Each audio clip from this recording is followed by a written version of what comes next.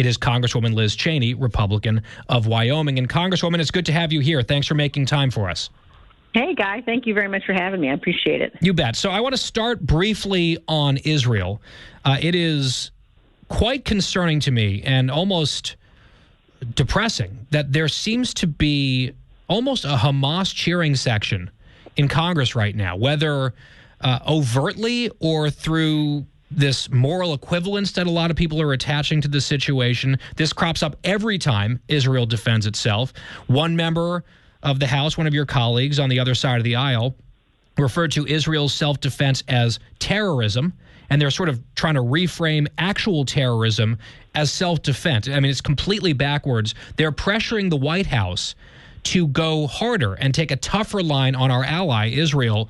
What is your view, in your estimation, what should U.S. policy be in response to this, 1,000-plus rocket attack against the state of Israel? Well, I think you've laid out exactly the key points, Guy, and I think that we see consistently, this notion of moral equivalence. I think what you have happening right now in Israel, these attacks from Gaza. You've got Hamas that obviously uses schools and hospitals as places to station their weapon systems. You've got this massive tunnel network, and then as they're attacking. You have, some of my Democratic colleagues suggesting that somehow Israel is to blame. And Israel absolutely has a right to defend herself. And that's the most important thing, frankly. And if you want to have peace in that region, everybody ought to be focused on making sure Hamas is defeated and supporting Israel in their efforts to defeat the terrorists. We've seen ever since the State of Israel was created efforts to delegitimize Israel in international organizations, at the UN and other international organizations. And, the United States' relationship with Israel and our willingness to stand with Israel and stand against the kind of, anti-Israeli and anti-Semitic sentiment that we see too often from some on the other side of the aisle is really crucial for their security and for our security. Congresswoman, let's shift to the conversation that you are engaged in right now about the future of the Republican Party. I watched you had a very spirited conversation with our colleague Bret Baier last night on Special Report. I want to come at it this way because some people, and I've had conversations on the air and in private about the whole situation of you being removed from Republican leadership in the House, and some of the critics say, well, she's obsessed with the former president and going back to the 2020 election and the big lie, and it's divisive. So Kevin McCarthy, the Republican leader, said just the other day, quote, "I don't think anyone is questioning the legitimacy of the presidential election." And the thing is, I can think of someone who is, a lot, frequently. And he puts out statements seemingly every day for the last few weeks talking about Arizona or Michigan or New Hampshire, which was a new one to me, where, he's talking about this. Former President Trump is talking about this. You respond. And then some people attack you as if you're the one that's going down this path.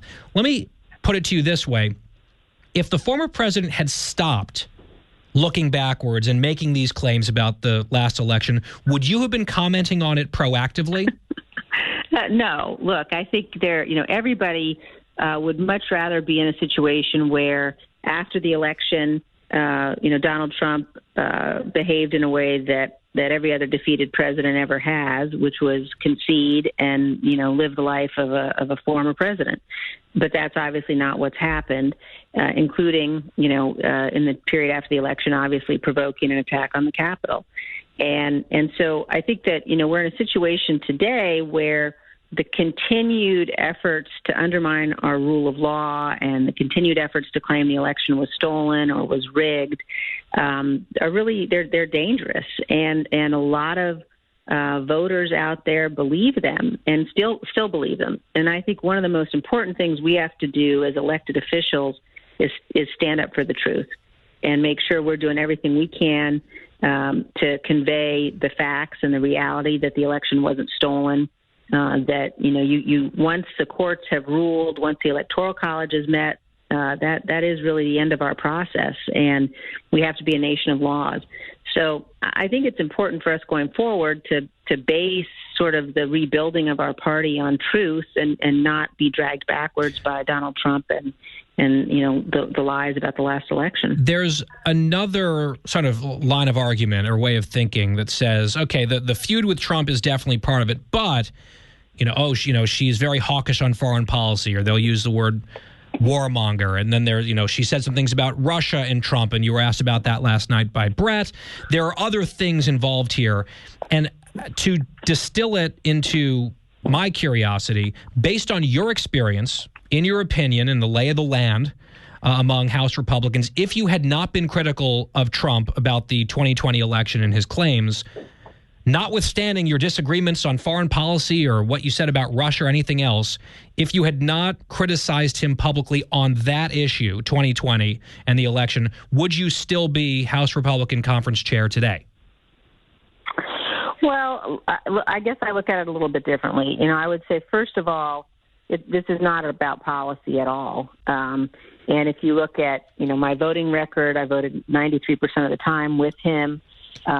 Supported his policies, the vast majority of the time, and still do, support deregulation and cutting taxes and investing in our military. Those are all really important things, securing our border. So it isn't about policy. For me, obviously the claims he began to make after the election in particular, and then January 6th, changed everything. And created a situation where you had a line that could never be crossed. And I'm not willing to be silent in the face of the continued claims that he's making about the election. I'm not willing to participate in, perpetuating a lie. And I think it's dangerous for the Republic. It's dangerous from the perspective of the Constitution. And it prevents us from moving forward, because we have to be willing to convince people who left us in 2020 that they ought to come back again. And the only way to do that is by being clear that, our party is one that's based on substance and ideas, and that we're committed to the truth and that we reject lies. Now some voters certainly left in 2020, but there were millions more voters came out and supported President Trump this time than they did in 2016, right? So what's your response to that point?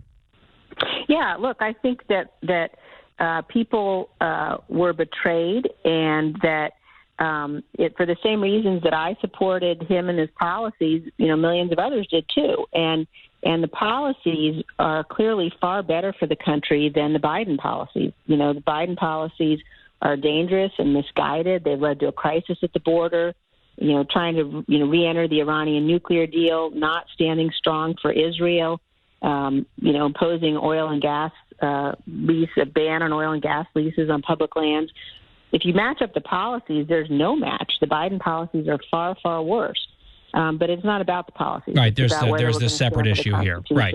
Yeah. So today, and we played some of the sound at the top of the segment, your colleagues made a new decision. Elise Stefanik of New York is the new conference chair. She was up against Chip Roy. She beat him pretty handily. She had the endorsement of President Trump. Whom did you support in that leadership race, and why? Look, I think that it's important for us to have people in leadership who are willing to defend the Constitution. I think that Chip and I were in different places on impeachment, obviously, but Chip was in the right place when it came to counting the electoral votes. And it's clear, from my perspective, this is about a much bigger issue. I don't believe that we ought to be embracing Donald Trump as a leader of the party. I think that he's forfeited his right to participate in that role. And I'm not willing to say the things that others in leadership are. So, I think my view on the situation is pretty clear. You supported Chip Roy, is that my interpretation? Chip Roy has my support, yeah. Got it, okay. And then you didn't support Stefanik. She won. You were just in that position. She's a young woman. Do you have any advice for Elise Stefanik joining leadership for the first time? No, I'm confident that she's got a sense of where she wants to go. It's not where I think the party needs to go. I'm going to be very focused on what we need to do to be able to rebuild our party on a basis of truth. I think that's fundamentally important. And, obviously I'm not willing to perpetuate a lie. And I think also because of my experience working in countries overseas where I've seen authoritarianism firsthand, where I've seen places where they don't have a peaceful transition of power. I bring that experience to bear as I look at the situation we're in right now as a nation. And I know this is far more important than politics, and there are some things that have to be above partisanship, and this is certainly one of those.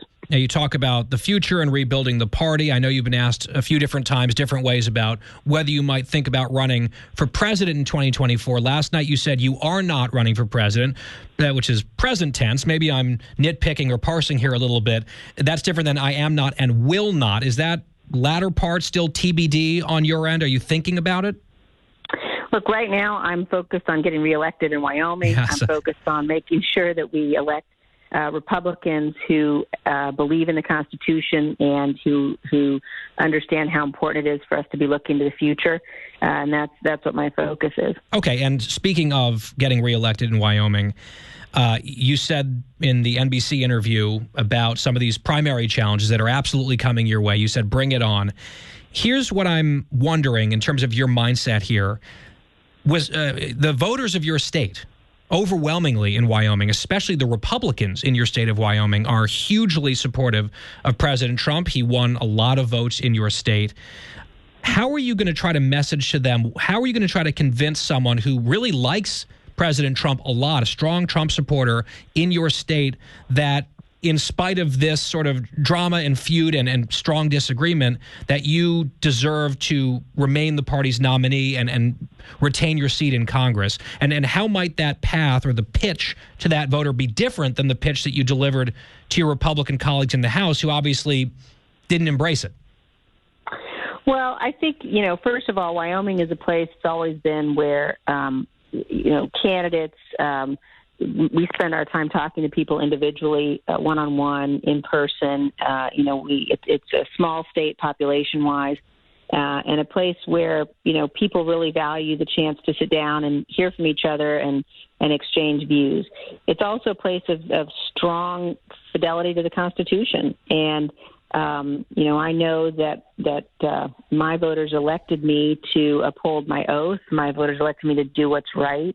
That is absolutely above everything else, and crucially important.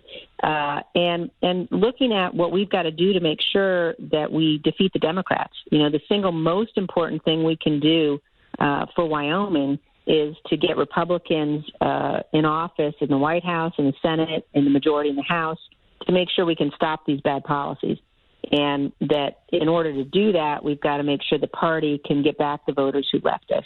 So, talking about my accomplishments, what an honor it is to represent Wyoming in Congress, and talking about the oath that we take to the Constitution. And there are some voters, I find, as we have these discussions, who learn things that they didn't know about that day and about my vote. There are some who say we disagree with that, but we support so much of the rest of the things you've done that we're going to be with you. There are some whose mind you won't change, but at the end of the day, with respect, I feel confident about it. Congressman, I would just say we're up on a break. No one can say of you that you do not say what is on your mind very explicitly, very specifically whenever anyone asks you a question. That is something that is not a knock against you. I don't know if that's a compliment, guy. No, from me it is. I think for some people they're probably mad about it, but I think people like people who tell the truth and who fight. And you have done both of those things in my estimation, and there's going to be quite a road ahead here. We'll be watching carefully. We appreciate your time. We always do. And even when agree or disagree, we hope you'll come back. Well, I always will. Thanks for everything you do, Guy, and thanks for having me on. You bet. Congresswoman Liz Cheney, Republican, Wyoming, on The Guy Benson Show. We'll be right back.